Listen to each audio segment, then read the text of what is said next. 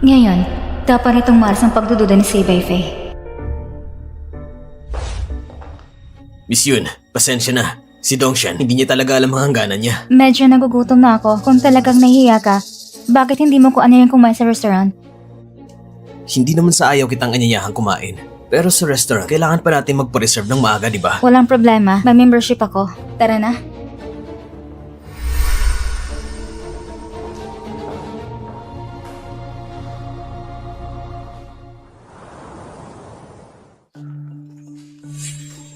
Hindi ba itong bagong bag ng LV? Ang asawa ko, bawat buwan, binibigyan niya ako ng isang bag. Wala na siyang magagawa. Mas mayaman pa nga siya sa atin. Kilalang kilala kita ng mahigit sa kalahating taon, pero hindi ko alam kung sino ang sikat na asawa mo na sobrang mayaman. Bakit ko pa sasabihin sa'yo? Bakit mo pa tinatago ng ganito? May stress ka ba? Akong legal official na asawa niya. Baka nainggit lang kayo.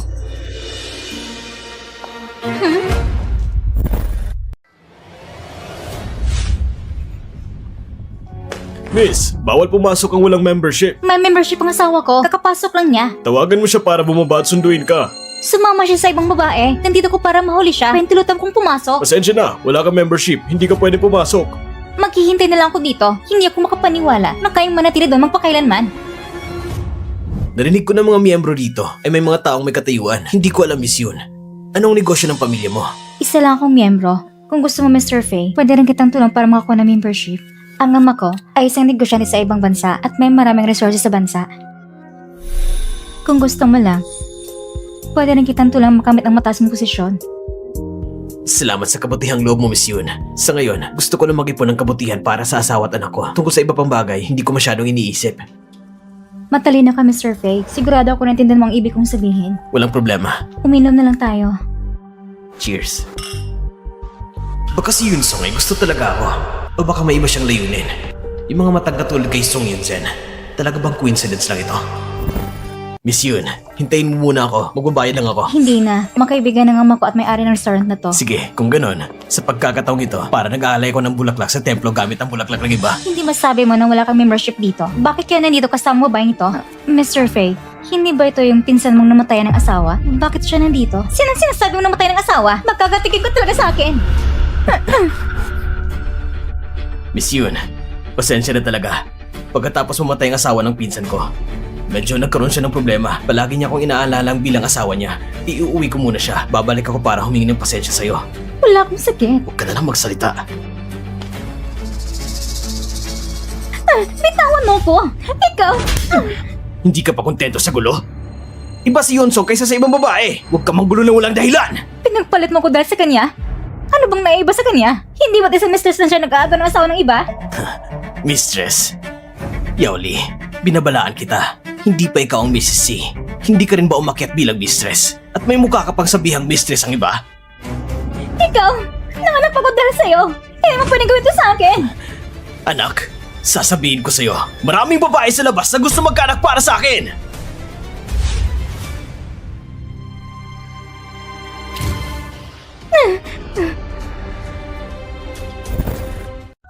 Ang mga ito, nakikipagkompetisyon sa akin para sa lalaki. Nagbigay ko ng sobra-sobra. Ang misis eh. Ako lang dapat.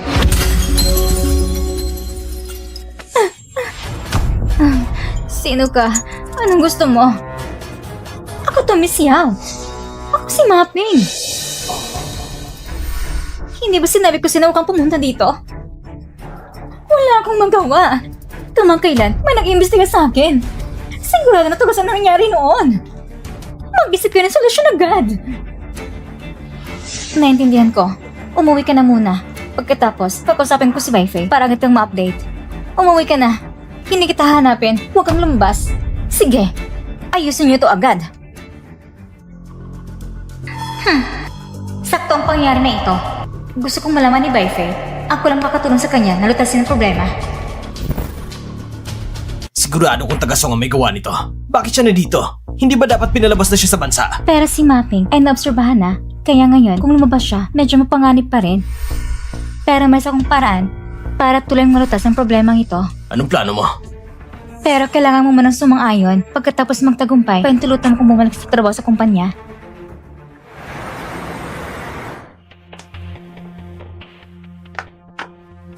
ba nabigyan kita ng pera? Bakit nakatira ka pa rito sa ganitong lugar? Ibinigay ko ng pera sa anak ko. Ganitong maliit na lugar, hindi madaling matuklasan. Si Mapping, talagang iniingatan ng anak bilang kayamanan. Ngayon nandito ka. May naisip na ba kayo ng paraan? Ang paraan ay, ikaw ang papakilala sa sarili at ako ng buong bagay na ito. Ano? Gusto mo talagang patayin ako? Ano? Gusto mo talagang patayin ako? Patagon ko bang kasalan para sa inyo? Hindi pwede yan! Hindi pwede yan! Mapping, hindi mo ba tinitingnan ng anak mo sa kanyang edukasyon at itsura? Kung hindi namin siya tinutulungan sa trabaho, makakalabas siya agad ng asawa at magkaroon ng anak. Sinasabi ko sa'yo, kung biglang may mangyari sa anak mo, magkakayabang kay asawa at anak tulad mo na nagtago sa lugar na ito, nabuhay ng may takot. At saka, ang apoy na ito, ikaw mismo nagpasimula. Hindi ka na makaligtas sa parusang kamatayan. At saka, meron ka pa napakaraming utang. Ang mga ito ay magiging pabigat lang sa anak mo.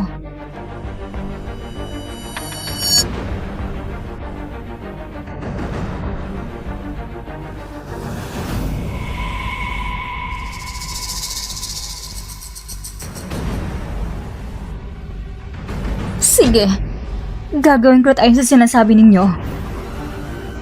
Pero, bago mo pakilala sa sarili, kailangan mo ipadala niyo sa anak ko ang isang mahalaga ng pera. At pagkatapos noon, may agay yung padalang pamilya ng anak ko sa ibang bansa.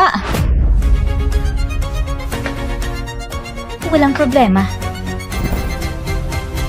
Si Yunhoy nitong mga nakaraang taon ay palagi nagtatanong tungkol sa sunog noon. Sinabi niya sa akin, may nakita siyang isang babaeng nasa gitna ng edad. Itong larawan mula sa CCTV. Tingnan mo, kilala mo ba siya? Si Mapping? Ang taong ito, si Befe ng panahong iyon, ay pinili siya sa aming barangay bilang yaya. Ngunit, natandaan ko noon na siya tinanggal na sa trabaho. Mag-isip ka ng mabuti. Bakit nga ba siya natanggal? Mapping, kaya ko ba talaga mag-alaga ng bata? Hindi mo alam kung gano'ng kaya magpag-alaga ng bata. Kagabayan ko lang na ilang minuto. Ngayon umiyak ang bata. Ano na naman? Ha? Kanino ba itong bata? Hindi ito lumaki. Ako nag-alaga ng bata. Mas may karanasan ako kasi sa'yo.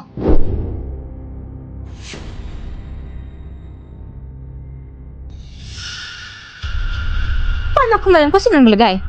Baka ikaw nalagay yan. Bye, Faye. Nang hindi ko pinakinggan si Bye, Faye, tira siyang itinanggal si Mapping. Sibling dahil sa insidente ngayon ay nag-alala siya sa akin. Ngunit ang bagay na ito, kung makilalaman ba si Bye, Faye, hindi ba ako sigurado?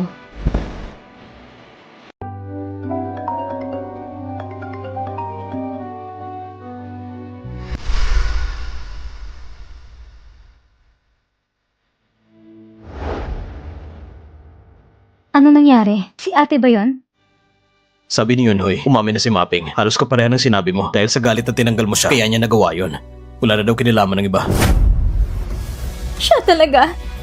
Dahil ang tinanggal ko siya, isa rin siyang ina. Paano niya na nagawa na pati si Tao Tao ay hindi niya pinatawad?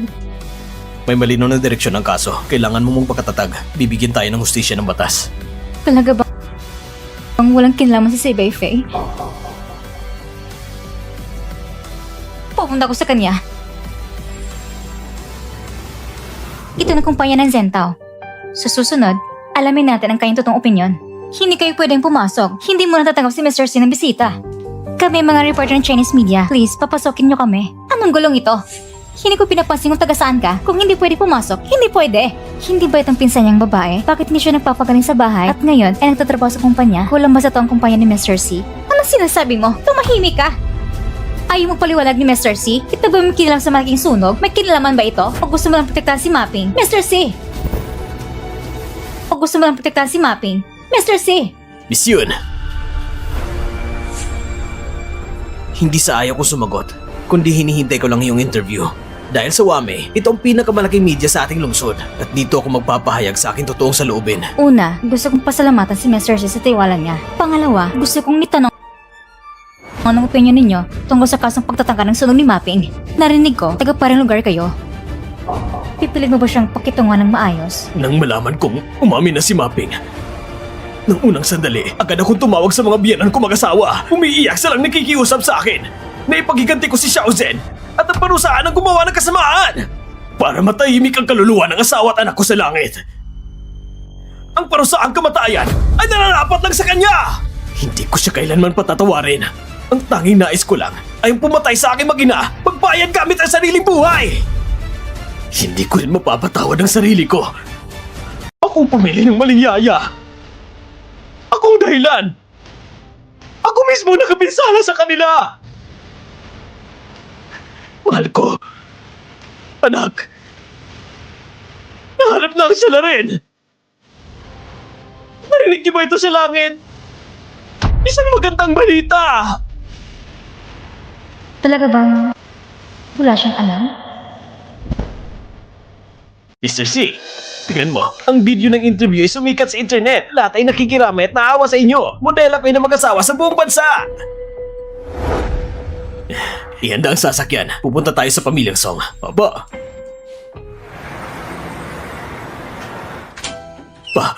Pa. Anong ginagawa mo? Hindi ka na bumibisita. Ngayon, pagdating mo ay naiinis na kami. Ma, aaminin ko pagkakamali ko. Dati natatakot ako masaktan kayo, kaya hindi ko kayo ginulo. Hindi ko akalain na si Mapping pala ang salarin. Ako ang nagdala ng panganib sa loob ng bahay. Patayin niyo na lang ako! Iho, bumangon ka na. Ito, hindi mo kasalanan. Basta ang salarin ay maparusahan na nararapat. Iyon na lang mahalaga. Ano pa bang silbi ng pagtatalo kung sino ang tama o mali? Wala naman. Si Yunzen at Tao Tao ay hindi na maibabalik. Mula ngayon, mas susuportahan ko na kayo ng mabuti.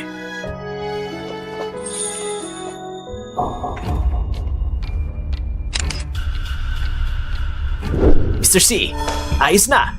Pagkatapos mailagay ang iyong larawan, ang mga netizens hindi lang naiinis kay Mapping, kundi nakikiramay at nagbibigay ng suporta sa inyo. At marami rin mga kasosyo ang natutuwa. Tumawag at kusang pumupunta para magipagtulungan. Handa sila sa pinakamataas na presyo sa merkado para bumili ng ating mga damit. Ang telepono ng sales department ay sumasabog sa tawag. Magaling. Ipagbigay alam sa operations department at maglungsad ng panibagong kumpanya. Opo.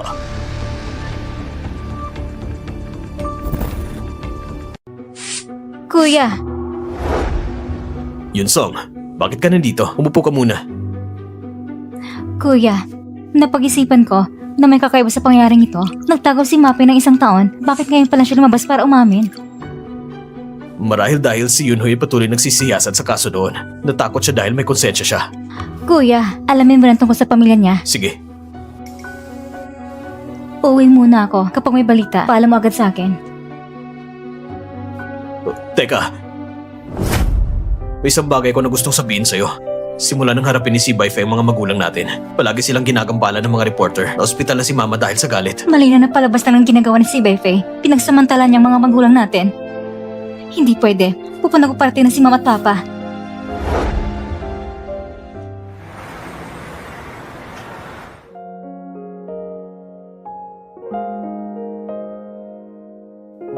Mag-ingat ka! Salamat. Yunzen? Ikaw ba si Yunzen? Dumating ka para makita si Mama. Yunzen, huwag kang umalis. Ayaw mo na makita ka ni Mama. Tita, nagkakamali ka. Hindi ako yung anak. Nagkamali ako. Ayos lang. Magpahinga ka muna. Kapatid, ikaw ba yan? Kamukha lang niya si Yunzen. Nagkamali rin ako kanina. Pasensya na. Alis muna ako. Sandali. Nakita ba ako ng ate ko? Ano po? Sa'yo ba to? Reporter ka rin pa rin nag-i-interview. Bibigyan ko kayo ng babala. Huwag niyo na istrobe ng pamilya ko o papahabayan ko ang inyong pananagutan sa batas. Pasensya na, hindi na ako babalik. Alagaan mo na lang si tita.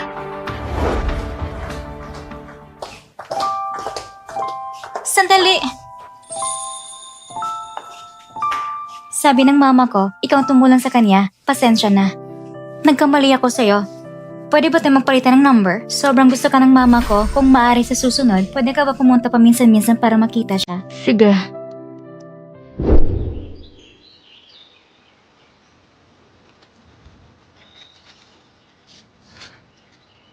Tao. Yung pumatay sa'yo, ipapapatupad na ng paros ng kamatayan. Kahit mamatay siya, ano na ba? Hindi ka na makakabalik. Ang sakit ang puso ni Mama. Baka kasi, hindi ko na dapat siya tinanggal. Kung hindi ko siya tinanggal, hindi ka sana namatay.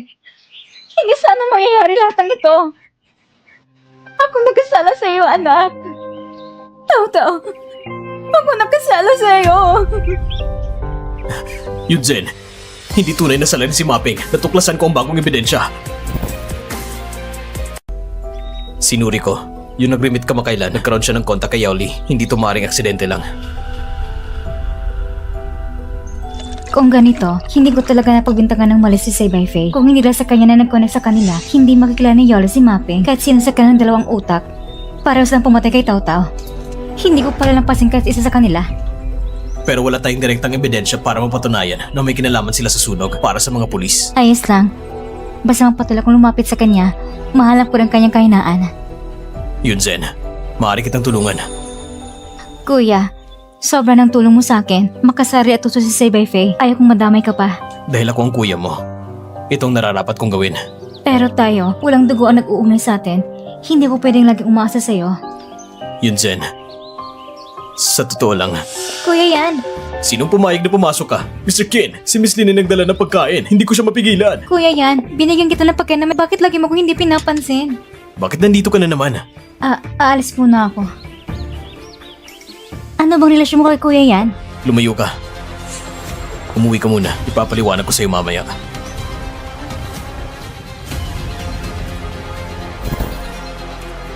Bye, Faye. Salamat sa pinaghirapan mo. Uminom ka ng kape. Magpahinga ka muna. Tamang-tamang dating mo. Gamitin mo ang Weibo ko. Mag-post ka ng anunsyo at sabihin mo na nahuli na at napanagot na ang salarin. At gusto ko sa libingan, magdaos ng isang pamamaalam. Kung nais ng mga fans, sana magdala sila ng isang puting bulaklak para ibigay sa kanila. Isang taon na nakalipas, bakit ka pa gagastos para sa memorial?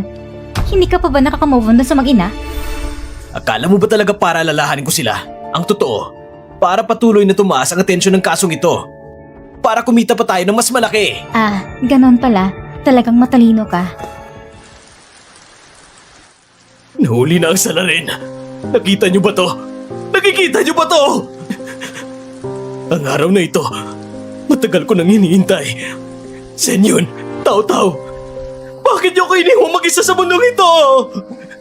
Laban lang! Mamuhay ka ng mabuti! Ang masamang yaya na parusahan na. Dapat lang sa impyerno siya mapunta. Kulang pang death penalty sa kanya. Mr. C, laban lang. Manguhay ka ng mabuti para sa kanila. Maraming salamat sa pagpunta niyo ngayon. Ang nais ko, naipin niyo sa itaas ang lahat ng social accounts ko. Una, para sabay nating alalahanin ang aking mag-ina. Pangalawa, para maudyakan ko, para tulungan ang mga biktima na tulad ng aking asawa at anak. Pwede ba? Oo! Pwede! Bilang pasasalamat sa lipunan, napagpasyahan ko na sa pangalan ng aking asawa at anak, magbibigay ko ng pondo para magpatayo ng paaralan. Sana lahat, susuportahan niyo ako! Suporta kami! Suporta kami! Suporta kami! Suporta kami! Sana lahat, susuportahan niyo ako! Suporta kami! Suporta kami! Suporta kami! Ang basta na si Say by Faye. Pumunta ba siya para gulo si Tao-Tao? Ginamit niyang pangalan ni Tao-Tao para lalangin ang lahat. Ang sama ng loob niya. Kung ganun, huwag mo na yung pansinin. Nakakasakit lang yan sa'yo. Tungkol naman kay Shibay Faye, hayaan mo muna siya magyabang. Pag nakuha na natin ang matibay na ebidensya, doon na siya mapapahamak. Tama. Gagawin ko na para pagsisihan niya. Masyadong magulong emosyon mo ngayon. Hindi ka pa dapat humarap kay Shibay Faye. Kapag may napansin siya, delikado ka. Pero kailangan may gawin ako. Kung hindi ko maharap si Tao-Tao. Sige, ano man ang mangyari, nandito lang ako sa tabi mo. Sabay nating ilantad lahat ng kasalanan ni Shibay Faye. Bye, Faye. Matalino ka talaga.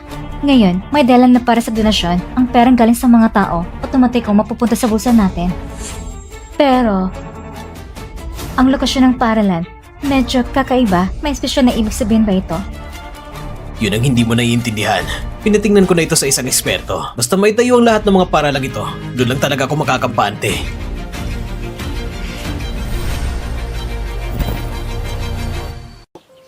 Tao, nandito si Mama para makita ka. Huwag kang mag-alala. Kahit isiguro ko pang buhay kong ito, hindi ko na yung sasamang taong yun na gamitin ka pa. Kung tutusin, nandito naman ako. Hindi mo kailangan mahirapan ng ganito. Kuya, bakit ka nandito? Pumunta ako sa bahay niyo at wala ka doon. Kaya iniisip kong siguradong nandito ka. Bakit isinusot mo pa yan sa akin? Hindi naman. Isuot mo na lang. Dati, ganito naman palagi, hindi ba? Noon kasi, umuulan. Palagi kasi akong makakalimutin. At ikaw naman, laging walang payong. Kaya, ginagamit ko palaging damit ng pangtakip. Sana makabalik tayo sa dati. Pero kuya, isang taon na lumipas. Ang dami mo na naitulong sa akin. Pero ako, wala man lang akong maibalik. Sino nagsabing wala kang nagawa para sa akin? Kung hindi mo lang ako iniligtas noon, baka matagal na akong patay. Sino siya? Siya si Kuya Kim yan. Ito pala siya. Pagkalugi ng papa niya, nagpakamatay ang mama niya. Wala na rin siyang matutuluyan. Hindi ko inakalang pupunta siya sa bahay natin. Hayaan na lang natin tumira si Kuya Kim yan dito sa atin. Gusto ko si Kuya Kim yan. Kung wala tayong pahintulot ng pamilya niya, hindi natin pwedeng ampunin siya. Gawin na lang natin ang foster care. Yay! Kuya Kim yan! Pwede ka na tumira sa bahay namin! Kaya mula noon, napagpasya ko na sa puso ko na poprotektahan kita habang buhay. Oo nga pala kuya. Kapag pumupunta ko para hanapin ka, palagi kong nasasalubong yung si Miss Lynn. Ano bang relasyon ninyo? Huwag ka magkamali sa aming dalawa. Ako at siya, nakakilala kami sa racetrack. Kaibigan ko ang kuya niya, may ilang negosyo rin kami. Nang makita niyang natalo ko ang kuya niya sa karera, kumapit na siya sa akin. Pero kuya, medyo may edad ka na rin. Dapat maghanap ko na ng girlfriend. Hindi ako nagmamadali, pagkatapos mo na lang makaganti. Kaya ka ba pumunta ngayon para pag-usapan kung paano labanan sina Sibay, Faye at Yaoli? Kung gusto mong gumanti sa kanila, pwede mong simulan sa pagwasak ng relasyon nila. Ganun din ang iniisip ko. Hintayin natin mag-away sila hanggang para sila mapuruhan. Tapos isa-isayin ko silang pabagsakin. Miss Yun, matagal-tagal na rin simula nung huli kang pumunta. Hindi ba dahil sumikat bigla si Mr. C at tumas ng usang stock price ng kumpanya kaya ka nang galing parang bumate? Oo nga, dahil na rin sa tulong mo, Miss Yun. Ang lagay ni Miss Yao ay parang stable na. Oo nga, salamat sa pag-alala, Miss Yun. Noon, medyo nagkasakit ako. Talagang nakakahiya. Walang problema. Siyempre, hindi naman ako makikipag-away sa isang pasyente. Mr. C, ang pagpunta ko ngayon ay dahil gusto ko ipagkilala sa iyo ang isang magandang negosyo. Hindi ko alam kung narinig mo bang pangalan Fan Ping. Yung tao na tinatawag na haligi ng industriya ng fashion, si Fang Ping. Tama, siya nga. Ngayon naghahanap siya sa loob ng bansa ng pwede ng tatag ng damit. Siyang nangunguna sa high foreign trade brands. Kung makuha mo kontrata niya, ang brand mo, sigurado makakalabas agad sa international market. Miss Yun, ibig sabihin nito tutulungan mo ako makonekta sa kanya? Siyempre, walang problema yon. Pero hindi naman ako nasa industriya na yan. Kailangan mo pa rin pag-isipan ng mabuti. Siyempre naman. Ang kailangan ko lang ay ang tulong ni Miss Yun. Kapag naging maayos ang lahat, magbibigay ko ng malaking pasasalamat. Kung ganoon, mauna na ako. Mag-ingat ka. Bye, Faye. Ako na bala sa trabahong ito. Gagawin ko ito ng maayos. Si Yunsan na babaeng yun, hindi ba isa lang siyang magandang mukha na may konting connection? Ipapakita ko kay Bye, Faye kung sino ba talagang pinakamalaga sa kanya. Sige. Ang kontratang ito, ipagkakatiwala ko sa'yo. Pero wag na wag mong sisirain ito. Relax, kaya ko to. Sigurado mong kukuha ang kasunduan.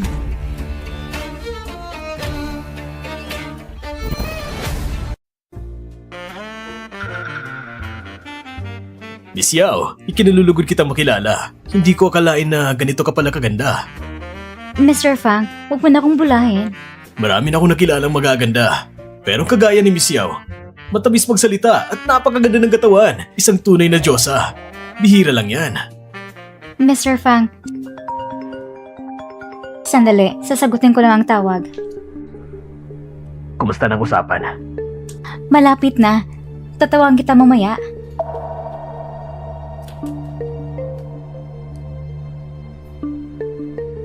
Chinecheck ka ba? Ng boss mo o asawa mo? Siyempre, boss ko.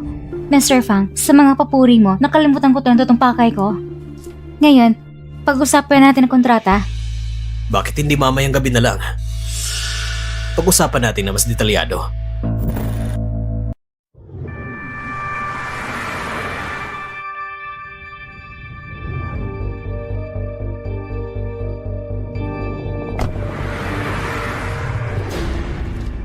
Kahit hindi ko makong kontrata, basta mangko ko si Fanpeng. Ano pang halaga ni Say by Faye?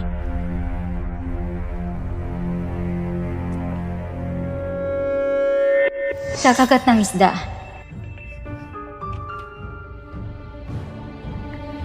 Umakit ka pagkalipas ng 10 minuto.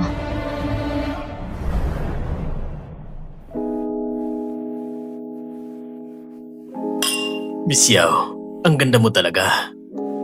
So, hindi mo ba gustong gumawa na isa pang bagay?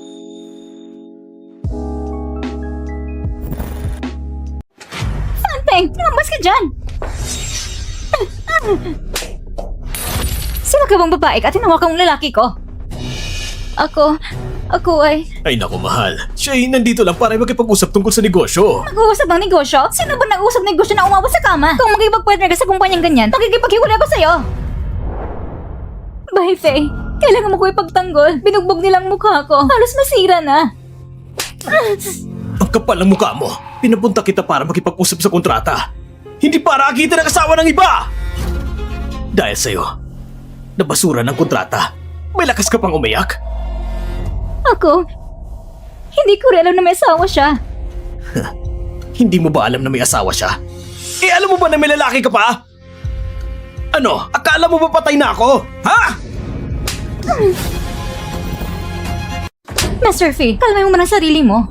Kahit ano pa, hindi ka dapat manakit ang babae. Hindi ko naman siya sinaktan. Siya ang nagdadrama na parang sinaktan ko siya ng sobra. Kasalanan ko rin, hindi ko nasabi ng maaga na kasana si Fanfeng. Hindi ko lang akalain na si Presidency gagamit ng ganap para sa negosyo. Paano naman ako gagamit ng ganyang paraan? Kasalanan to ng pinsan ko. Siya yung pa siya ng sarili niya. Sa tingin ko, hindi pa talaga siya gumagaling. Miss Yun, anong tingin mo sa bagay nito? Maayos pa ba? Huwag kang mag-alala, nakausap ko na mag-asawang Fanfeng. Sabi nila, pwede pang promote ulit ng kontrata. Pero, umaasa sila. Natatanggalin mo si Miss Yao. Miss Yun, walang problema yan. Ay, Faye, kakapasok ko lang sa kumpanya. Tumahimik ka! Security! Itapon nyo ang babaeng ito palabas! Ay, Faye, bigyan mo pa ko na sa pagkakataon. Ay, Faye, bitawan niyo ako! Salamat President Fang sa oportunidad na ito. Salamat din Miss Fang sa hindi pagtanaw ng sama ng loob. Salamat Miss Yun sa pag-ayos ng lahat. Tara, inom na tayo. Masayang pagtutulungan. Masayang pagtutulungan. Masayang pagtutulungan. Cheers! Cheers! Mr. Feng, ngayong pagkakataon na to, talagang natutuwa ako. Ako'y uuna muna. Sa susunod, magpakalasing tayo ha! Walang problema. Sa susunod, ako nang bahala. Ayos! Sige, sige, sige, sige!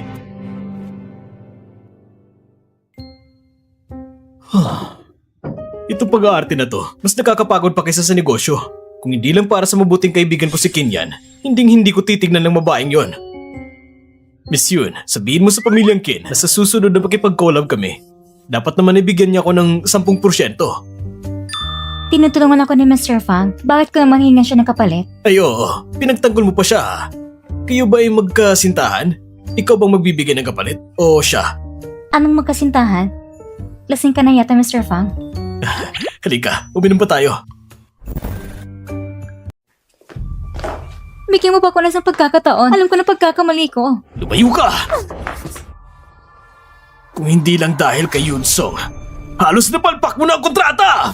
May mukha ka pang humingi ng pagkakataon? Ikaw na babae ka, isa kang salot. Kung hindi mo na nabigyan ng apo ang pamilya si, matagal na kita pinalayas. Bye, Faye.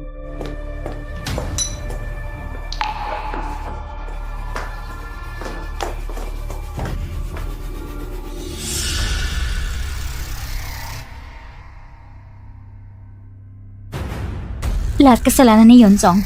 Siguradong siya yon. Sinadya niya kong siraan.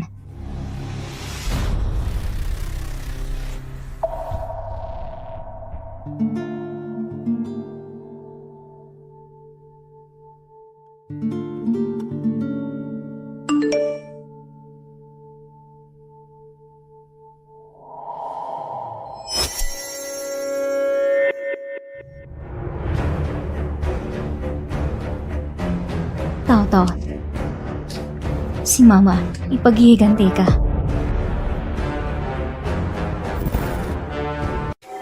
Wala na ikang babae ka? May gana ka pang pumunta dito? Pinsan ni Mr. Faye, bakit hindi ka nagpapapahinga sa bahay? Sinong pinsan ko? Tigil lang po sa mga kalokohan mo. Sinasabi ko sa'yo. Ako si Bai Faye, may anak na kami.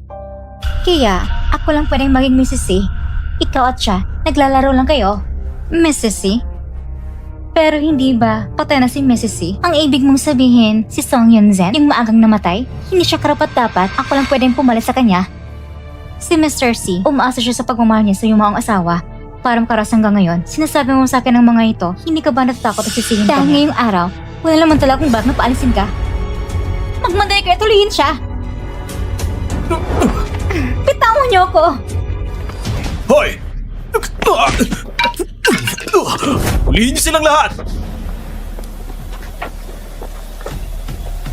Bakit may kasama kang tao? Paano mo nalaman? Kuya? Saan ka ba pupunta? Si Say Bai Faye, niyaya na ako sa park sa labas ng bayan. Imposible. Sinusundan siya ng mga tao ko. Mula kagabi pag uwi niya, hindi pa siya lumalabas. Pero si Yaoli, yung babaeng yun, siguradong may pagkana siya rito. Kung ganon, gamitin natin ang plano nila. Ngayon, sasarayan talaga kita!